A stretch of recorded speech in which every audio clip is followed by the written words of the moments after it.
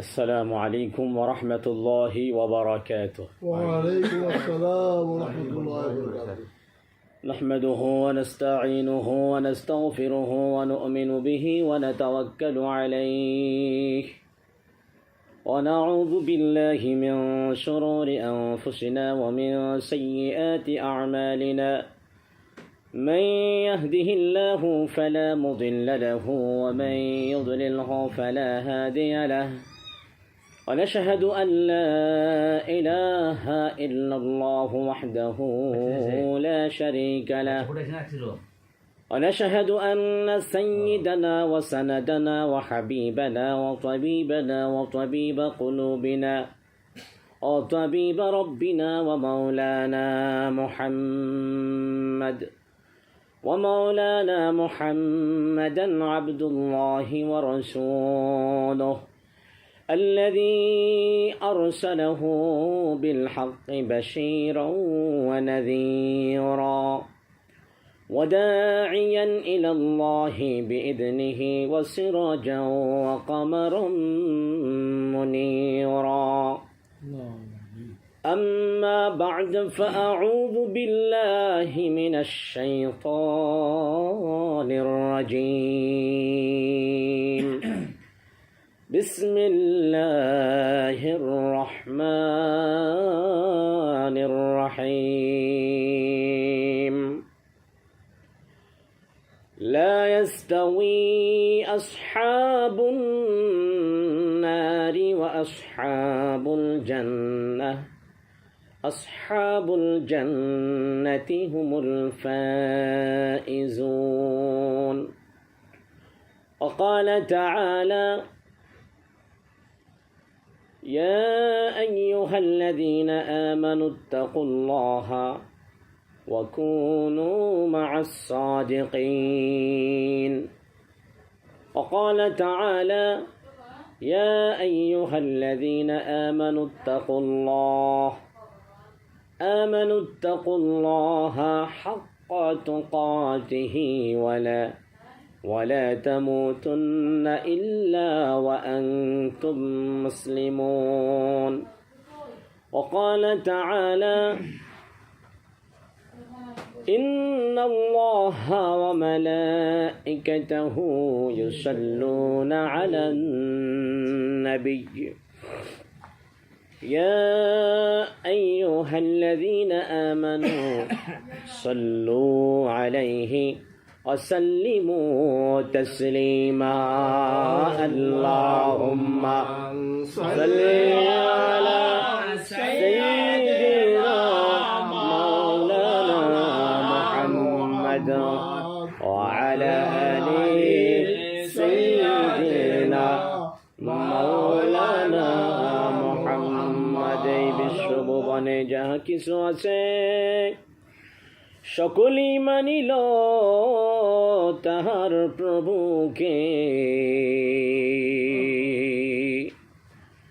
শুধু যে মানুষ হয় যে বেহুশ চিনল না তাহারা স্রষ্টাকে।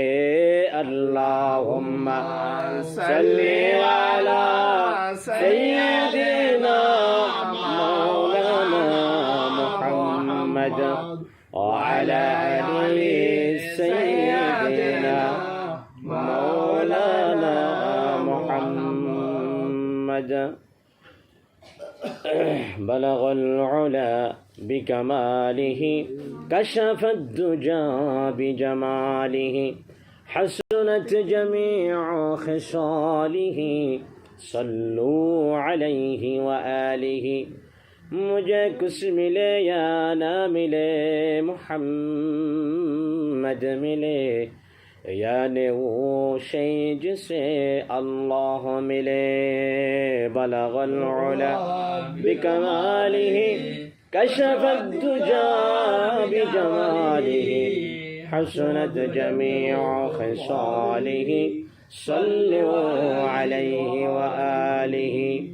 ला इलाहा इल्लल्लाह ला इलाहा इल्लल्लाह ला इलाहा इल्लल्लाह ला इलाहा illallah. Subhanallah walhamdulillah la ilaha illallah. Subhanallah walhamdulillah la ilaha illallah. নাই কোনো মাবুদ আল্লাহ ছাড়া লা ইলাহা ইল্লাল্লাহ লা ইলাহা illallah. নাই কোনো খালিক আল্লাহ ছাড়া লা ইলাহা illallah. নাই কোনো মাশুক আল্লাহ ছাড়া লা ইলাহা illallah. লা ইলাহা illallah. আসমান বলে আল্লাহ আল্লাহ, জমিন বলে আল্লাহ আল্লাহ, আমরা বলি লা ইলাহা ইল্লাল্লাহ লা ইলাহা illallah. হায়াতের মালিক যেই আল্লাহ, মৌতের মালিক সেই আল্লাহ, লা ইলাহা ইল্লাল্লাহ লা ইলাহা illallah. মোহাম্মদ লা ইলাহা illallah. লা ইলাহা illallah. লা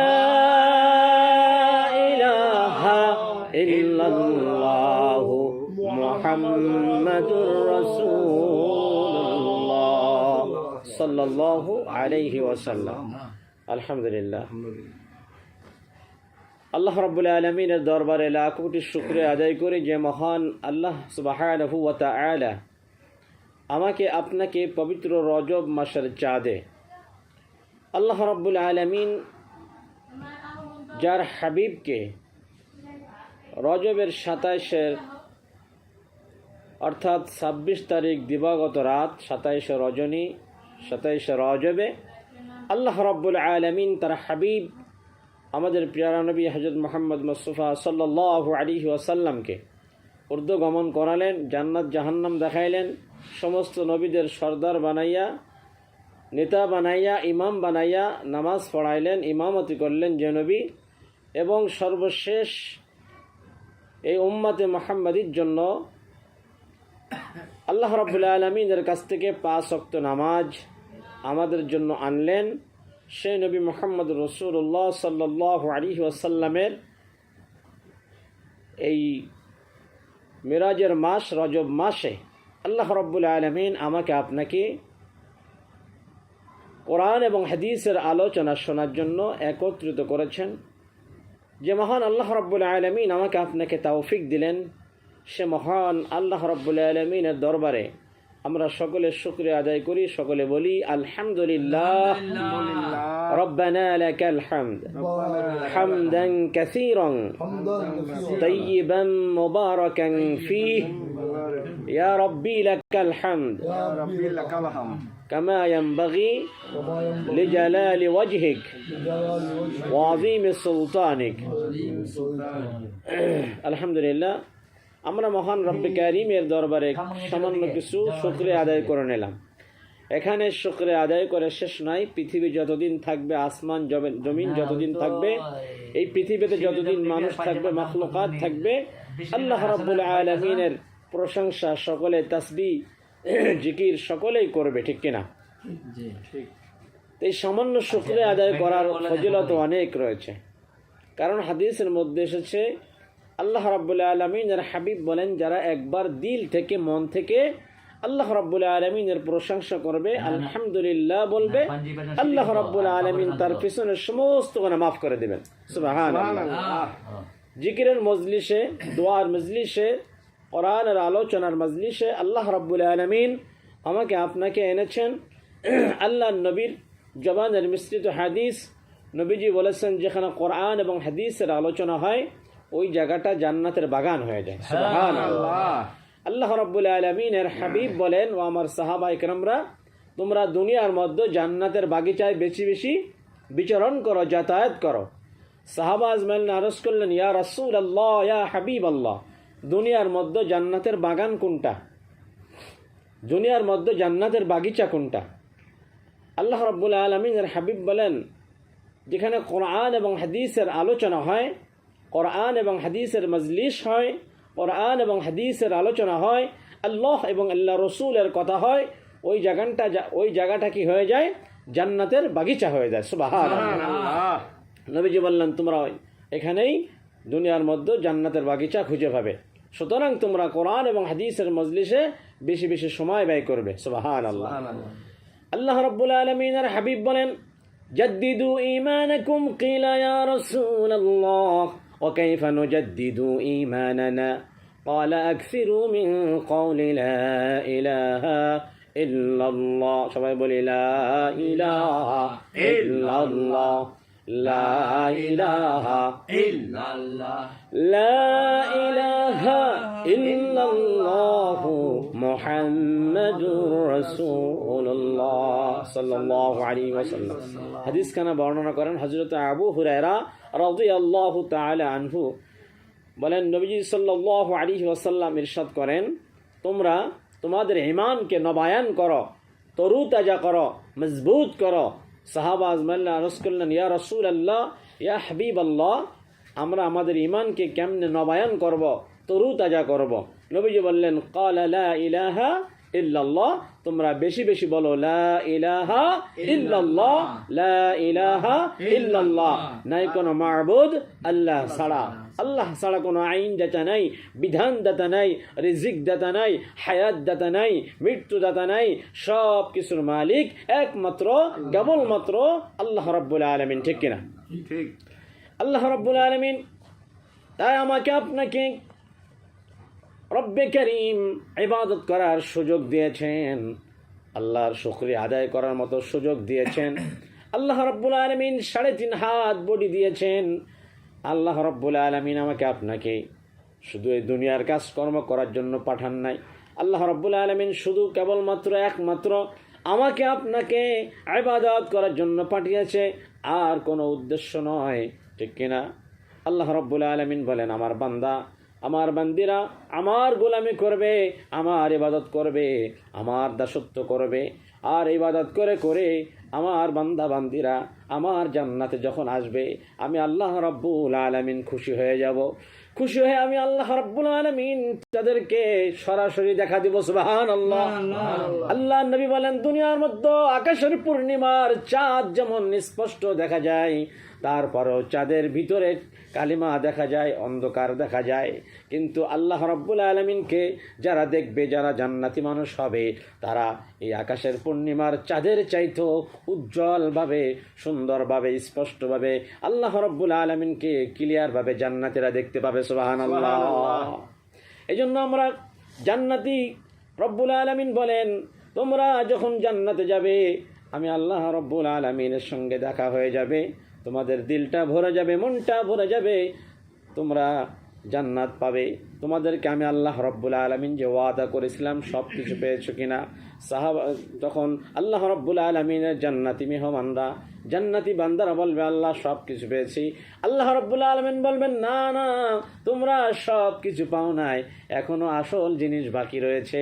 আসল জিনিস হলো, আমি আল্লাহ রাব্বুল আলামিনকে তোমরা যখন দেখবা, তোমাদের সমস্ত চাহিদা সব কি হয়ে যাবে? পূর্ণ হয়ে যাবে। সুবহানাল্লাহ। এই জন্য নবীজি বলেছেন, আল্লাহ রাব্বুল আলামিন কি জান্নাতি মানুষরা এমন ভাবে দেখবে, আকাশের পূর্ণিমার চাঁদের চাইতো স্পষ্টভাবে আল্লাহ রাব্বুল আলামিনকে জান্নাতি লোকেরা দেখতে পাবে। সুবহানাল্লাহ।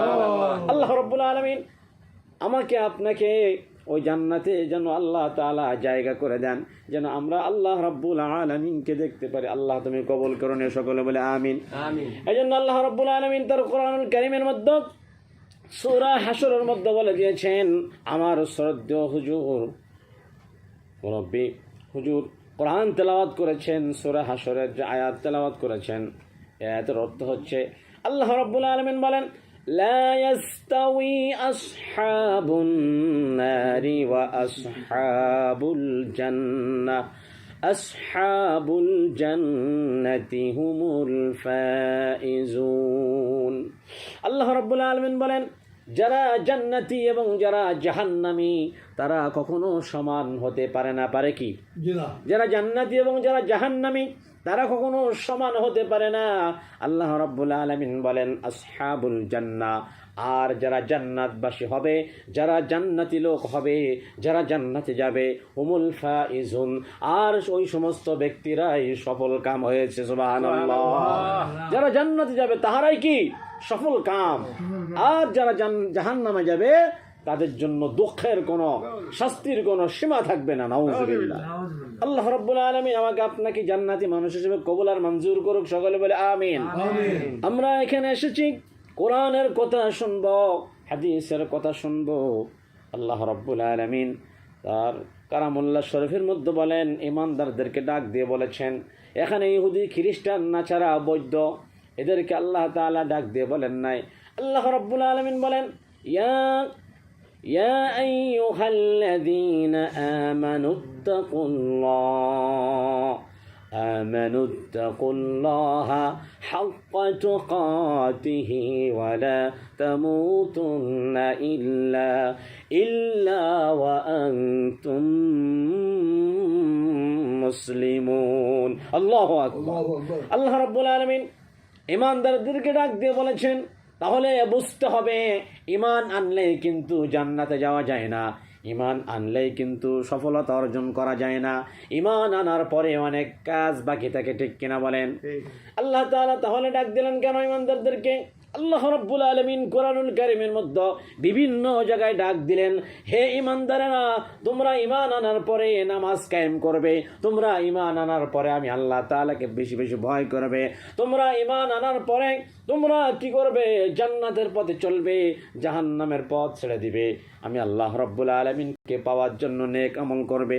আল্লাহ তাআলা কাদেরকে ডাক দিয়ে বলেছেন? ঈমানদারদেরকে। এই আয়াতে আল্লাহ তাআলা বলেন, ইয়া আইয়ুহাল্লাযীনা আমানুত্তাকুল্লাহ, হে ঈমানদারেরা, তোমরা যারা আমি আল্লাহ রাব্বুল আলামিনের পরে ঈমান এনেছো, আমি আল্লাহ রাব্বুল আলামিনকে বিশ্বাস করেছো যে আল্লাহ রাব্বুল আলামিন ছাড়া কোনো মাবুদ নাই, কোনো খালেক নাই, কোনো রিজিক দাতা নাই, হায়াত দাতা নাই, মৃত্যু দাতা নাই। আসমানের মালিক আল্লাহ, জমিনের মালিক আল্লাহ, যে আল্লাহ রাব্বুল আলামিন আসমান ছাড়া আসমান বানিয়েছে, জমিন ছাড়া জমিন বানিয়েছে, বাঘ ছাড়া বাঘ বানিয়েছে, সব কিছু আল্লাহ রাব্বুল আলামিন তার সে সৃষ্টি করেছেন। কারোর সহযোগিতা লাগে না? লাগে কি? আল্লাহ রাব্বুল আলামিনের কারোর সহযোগিতার প্রয়োজন হয় না। কারণ হলো আল্লাহ রাব্বুল আলামিন। এই জন্য আল্লাহ রাব্বুল আলামিন বলেন, আমি আসমান এবং জমিন সৃষ্টি করেছি, শুধু তাই নয়, যত মাখলুকাত আমি আল্লাহ সৃষ্টি করেছি, তোমরা দু চোখে যা দেখো আর না দেখো, সব কিছু আমি আল্লাহ রাব্বুল আলামিনের সৃষ্টি। সুবহানাল্লাহ। সুতরাং হাদিসের মধ্যে এসেছে, নবীজি বলেন, আল্লাহ রাব্বুল আলামিন যা কিছু সৃষ্টি করেছে, যা কিছু আমরা দু চোখে দেখি আর না দেখি, এই বিষয় নিয়ে তোমরা চিন্তা ফিকির করো।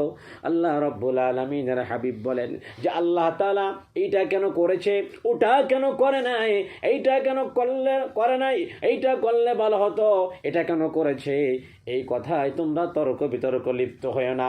আল্লাহ নবী বলেন, তোমরা আল্লাহ পাকের সৃষ্টি নিয়ে চিন্তা ফিকির করো যে আল্লাহ তাআলা যা কিছু করেছে আলহামদুলিল্লাহ।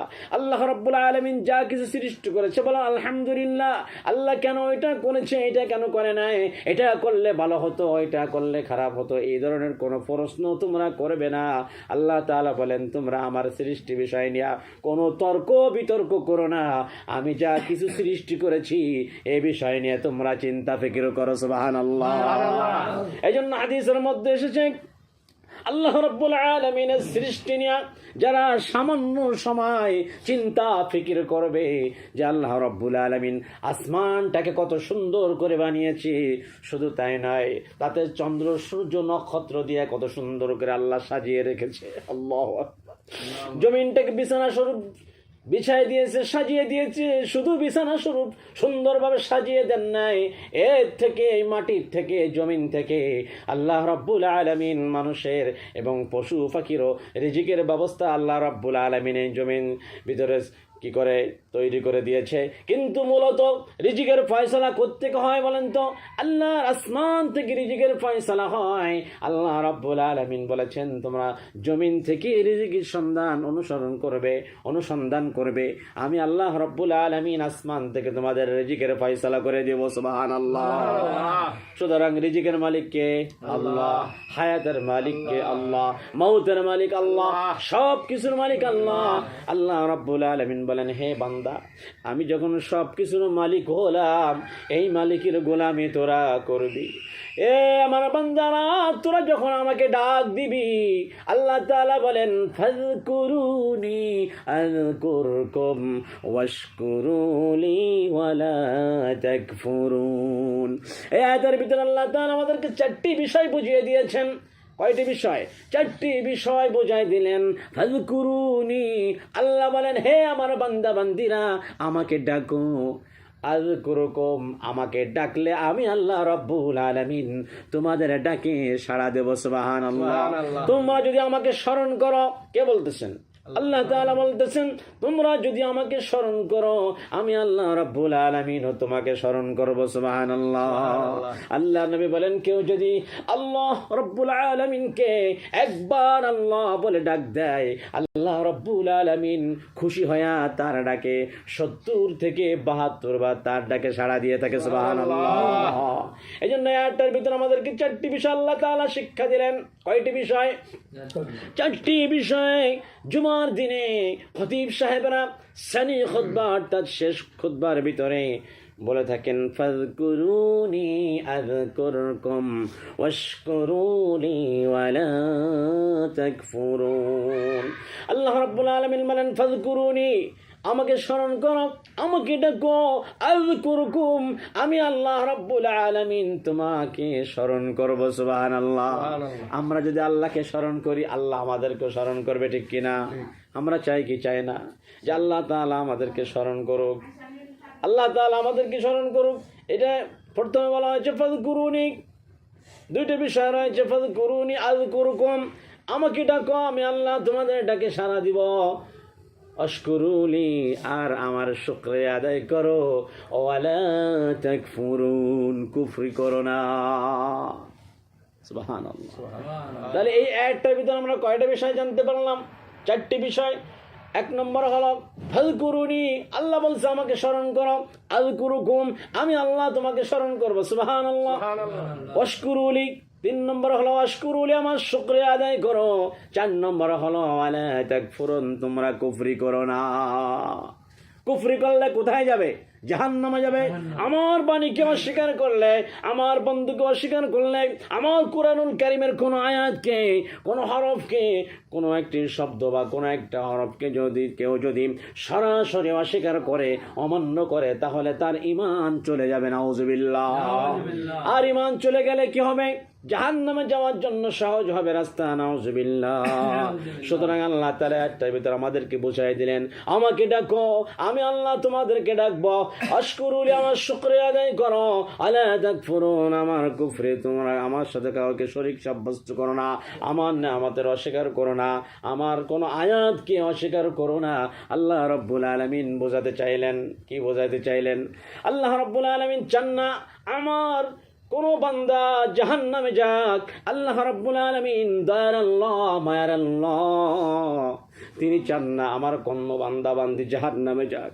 আল্লাহ রাব্বুল আলামিন চায় আমার সমস্ত বান্দা বান্দিগুলো যেন জান্নাতি মানুষ হয়ে যায়।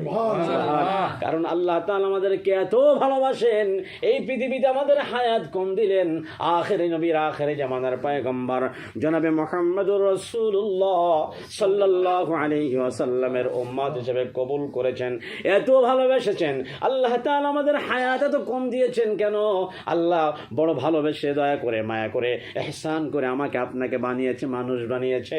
এই জন্য আল্লাহ তাআলা চান আমার বান্দারা আর বেশি দিন যেন পৃথিবী না থাকে, আমার বান্দা বান্দিরা আমার কাছে যেন তাড়াতাড়ি চলে আসে, আমার প্রিয় বান্দা, মাহবুব বান্দা হইয়া, মাসুম বান্দা হইয়া, গুনাহগার মুক্ত বান্দা হইয়া যেন আমার কাছে তারা চলে আসে। এই জন্য আল্লাহ তাআলা আমাদেরকে হায়াত কম দিয়েছে, ঠিক কিনা? আর আখির নবীর পয়গম্বর পয়গম্বর, আখির জামানার পয়গম্বর নবী মুহাম্মদুর রাসূলুল্লাহ সাল্লাল্লাহু আলাইহি ওয়াসাল্লামের খাতিরে আমরা অনেক অন্যায় থেকে বেঁচে যায় আল্লাহর কাছে পানা চাইলে, ঠিক কিনা? যেমন দেখেন দয়ার নবী, মায়ের নবী আল্লাহ রাব্বুল আলামিনের হাবিবকে কত ভালোবাসতেন সাহাবা আজমাইনরা। নবীজির সাহাবারা তাকে কত ভালোবাসতেন, নবীজিও ভালোবাসতেন, আর সাহাবা আজমাইন নবীজিকে ভালোবাসতেন। নবীজির মুখের থুতু সাহাবা আজমাইনরা তাদের জামা কাপড়ে মারতেন, কারণ নবীজির থুতু মোবারক থেকে মিশক এবং আম্বরের সুগিরান বাহির হতো। সুবহানাল্লাহ। নবীজি যার সঙ্গে মুসাফা করতেন সারাদিন তার হাত থেকে জান্নাতি সুগিরান বাহির হতো। নবীজি যে রাস্তা দিয়ে হেঁটে যেতেন লোকেরা বুঝতে পারতো আল্লাহর নবী এই রাস্তা দিয়ে গিয়েছে। সুবহানাল্লাহ। এই নবীর কত ভালোবাসতেন সাহাবা আজমাইনরা। তারা তো সরাসরি দেখেছে নবীর কদম মোবারক, তারা দেখেছে চক্ষু মোবারক দেখেছে, নবীজির শরীর মোবারক সাহাবা আজমাইনরা দেখেছে, নবীজির চুল মোবারক এক সাহাবী তার টুপির ভিতরে সেলাই করে রেখেছে মহাব্বত করে। দেখেন আপনাদেরকে ঘটনা বুঝাইলে বুঝতে পারবেন। হযরতে খালেদ সাইফুল্লাহ, যাকে আল্লাহর তরবারি হিসাবে তাকে চিনত মানুষ, আল্লাহর তরবারি হিসাবে তাকে চিনত, খ্যাত ছিল। হযরতে খালিদ বিন ওয়ালিদ রাদিয়াল্লাহু তাআলা আনহু, ওনার একটা ঘটনা কিতাবের মধ্যে এসেছে।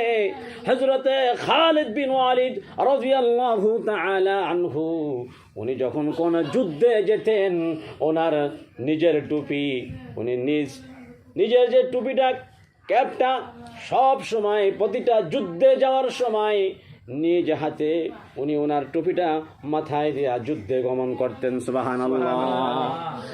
আর যখন কোন যুদ্ধে যেতেন, হাদিসের মধ্যে এসেছে এই খালিদ বিন ওয়ালিদ রাদিয়াল্লাহু তাআলা আনহু কোন যুদ্ধে তাকে কেউ পরাজয় করতে পারে নাই। সুবহানাল্লাহ।